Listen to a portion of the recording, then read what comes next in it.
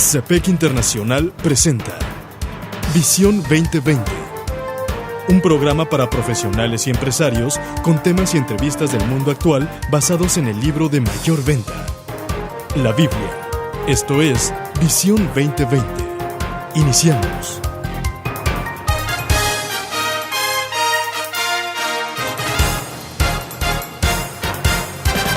Bienvenidos a su programa Visión 2020. Les saludamos el doctor Enrique Cepeda con la alegría de siempre y Edgar Medina.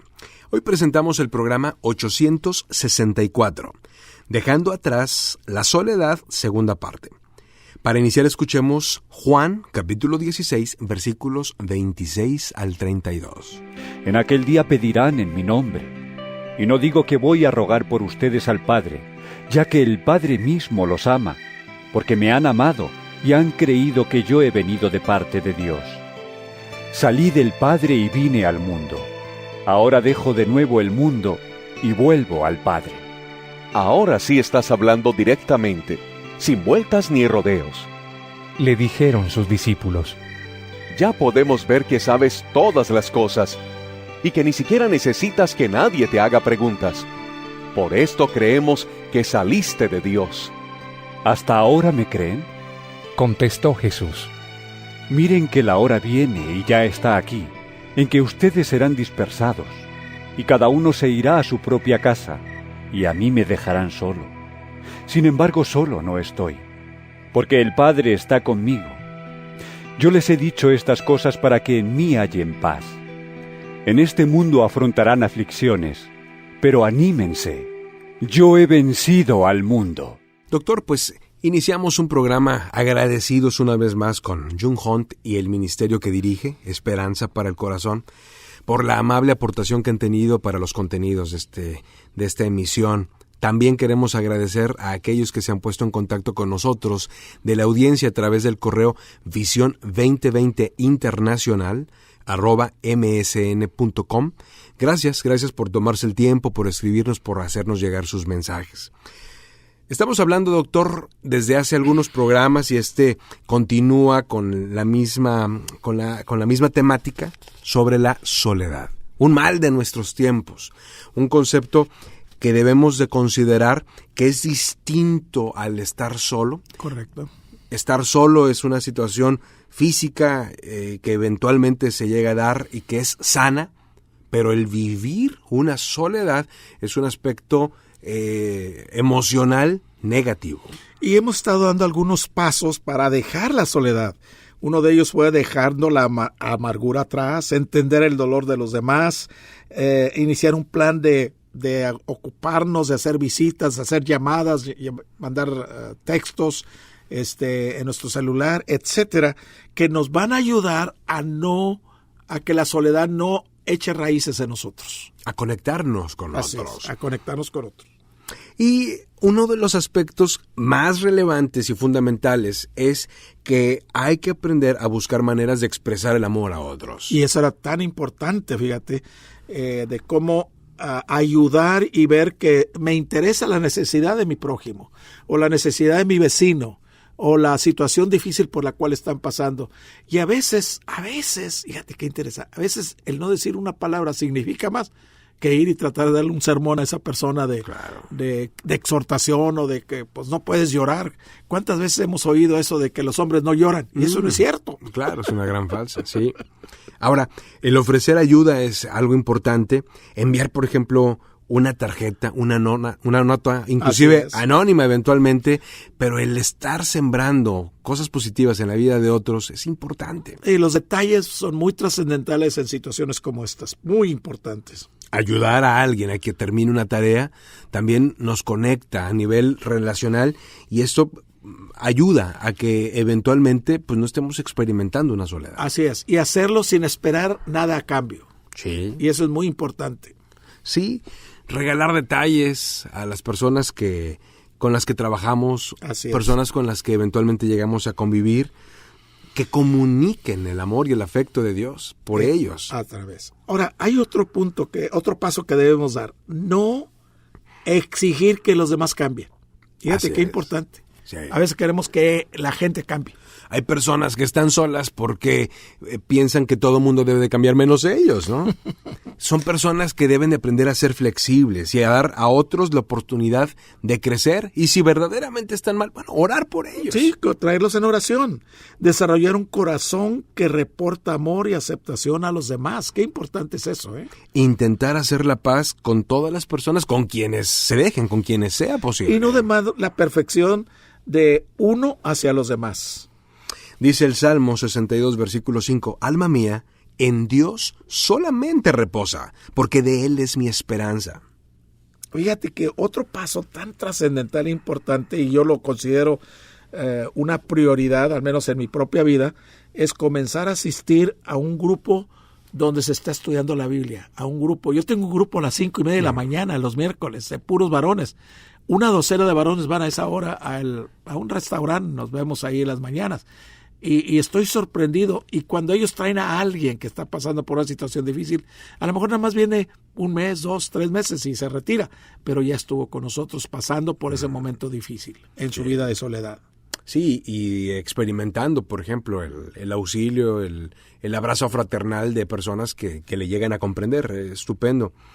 Es importante el que se consideren algunos aspectos, como por ejemplo unirse a un grupo como el que nos comenta, comenzar un estudio semanal que sirva como con el propósito de conectarnos, no solamente de aprender información, sino de ver nuestras necesidades. Y fíjate, algo muy importante que aquí yo le doy gracias a Dios por los estudios que Jung Hunt nos ha permitido tener, es compartir el consejo de la Biblia, sí, para cada situación, para cada problema, para cada situación difícil por la cual estemos pasando. Fíjate qué importante es eso.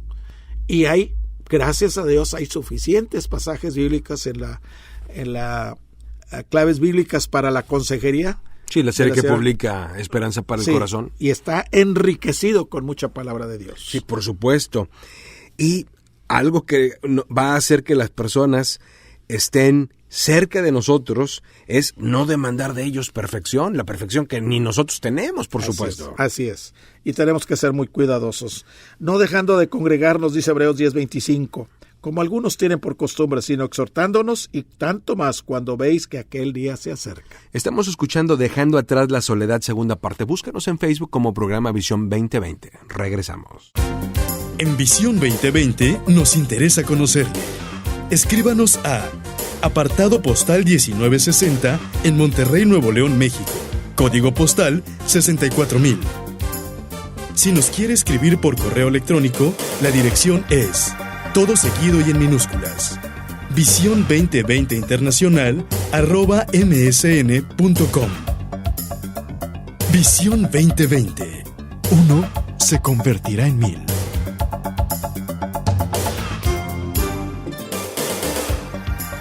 Doctor, pues continuamos con el programa Dejando atrás la soledad. Es importante, recapitulando lo que hemos visto, que las personas que están experimentando soledad y desean dejarla atrás, aprendan, 1, a despojarse de la amargura. 2, comprender el dolor de los demás. Qué importante, ¿eh? 3, tomar la iniciativa, visitar, llamar a otras personas, buscarlas. Hay personas que están viviendo en soledad y con la queja de que nadie me visita, nadie me habla. Pues sí, pero tú tampoco visitas a nadie, tú tampoco le hablas a nadie. Buscar maneras de expresar el amor a los demás. Y ¿cómo te diré? Qué bonito se siente cuando ayudas a otra persona. No, es una gratificación desinteresadamente, increíble. o sea, lo haces de corazón, lo haces porque aquella persona necesita esa mano, ese auxilio, empuje, esa ayuda. Sí. Y es muy bonito eso. Otra, no exigir que las demás personas cambien. Y qué importante es eso, ¿verdad? Porque a veces decimos, es que no debes llorar o no tienes que hacer esto y no. Pues dejarle vivir su momento. Claro. Y acompañarlo, caminar con esa persona. Que lágrimas, qué bueno que hay lágrimas porque Dios usa las lágrimas para sanarnos, punto. Comenzar a asistir a un grupo de estudio bíblico. A congregarnos, fíjate, estar en un grupo donde nos sentimos aceptados y donde nos sentimos como que pertenecemos a ese grupo. La Biblia es clara, ahí en Hebreos 10:25 dice, no dejando de congregarnos, como algunos tienen por costumbre, sino exhortándonos y tanto más, cuando veis que aquel día se acerca. Y fíjate, otro paso muy interesante y trascendental es leer la biografía de aquellos que pues han pasado por situaciones difíciles y han salido. Y gracias a Dios que tenemos libros como el de Hudson Taylor y otros, por no puedo decir algunos, que han pasado por esas situaciones. Paul Wilheimer perdió un hijo, era misionero en el estado de Chiapas, aquí en México, y se lo mataron. Híjole. Y él dijo, no eches a perder tus sufrimientos, o sea, aprovéchalos. Tiene un libro que así se llama. Wow. Y que con cuánta sabiduría él sale de su dolor, y sus mejores años fueron después de que su hijo murió. Claro. Algo sorprendente. Aprovecho para recomendar un libro, tiene un testimonio impactante, Desafío a la Vida, publicado por Editorial Emaús. Desafío a la Vida trae el testimonio de una mujer que pasó por 5 enfermedades terribles. Una de ellas fue el cáncer, otra fue una enfermedad que se llama sacroilitis, una cosa tras otra, tremenda, difícil. Dios la sostuvo, Dios la mantuvo con vida y Dios le dio la perfecta sanidad de cada una de estas enfermedades.